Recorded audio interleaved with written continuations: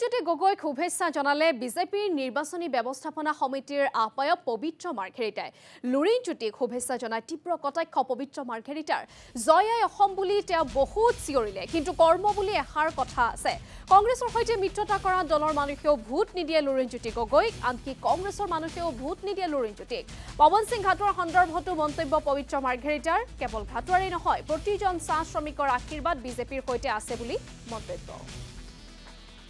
লুৰিণজ্যোতি গগৈদেৱ তেখেতৰ প্ৰতিও আমাৰ শুভেচ্ছা আছে তেখেতৰ অৱশ্যে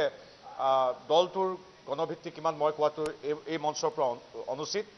লুৰিণজ্যোতি গগৈদেৱৰ প্ৰতিও আমাৰ শুভেচ্ছা আছে কিন্তু সকলোৱে জানে যে 855 জন শ্বহীদক গুলীয়াই হত্যা কৰা কংগ্ৰেছ দলৰ প্ৰাৰ্থী হৈ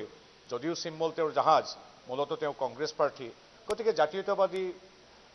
লোকসকলেও তেখেতক ভোট নিদিয়ে নিজৰ দলৰ মানুহে ভোট নিদিয়ে তেখেতে নিজৰ এই ৰাজনৈতিক পৰিক্ৰমাৰ বাবে কিমান লোকক ৰাজপথত লৈ সিদিনা আগুৱাই দিছিল কোনোবাই প্ৰাণ আহুতি দিছে কোনোবাই আঘাতপ্ৰাপ্ত হৈছে গতিকে ইমান মানুহৰ এনেকুৱা নেতিবাচক ক্ষেত্ৰৰ পৰা সৃষ্ট ৰাজনৈতিক চিন্তাৰ কেতিয়াও আচলতে সফল নহয় কৰুণ পৰিসমাপ্তি ঘটে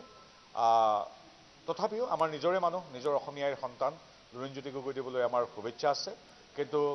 উপায় নাই কৰ্মা বুলি কথা এটা আছে নিজে জয় অসম বুলি এটা দশক চিঞৰি এতিয়া সেই জয় অসমৰ বিৰুদ্ধে 855 জন লোকক গুলিওৱা সেই কংগ্ৰেছ দলৰ প্ৰাৰ্থী হৈ আজি যিটো তেওঁ উঠিছে তাত কংগ্ৰেছেও ভোট নিদিয়ে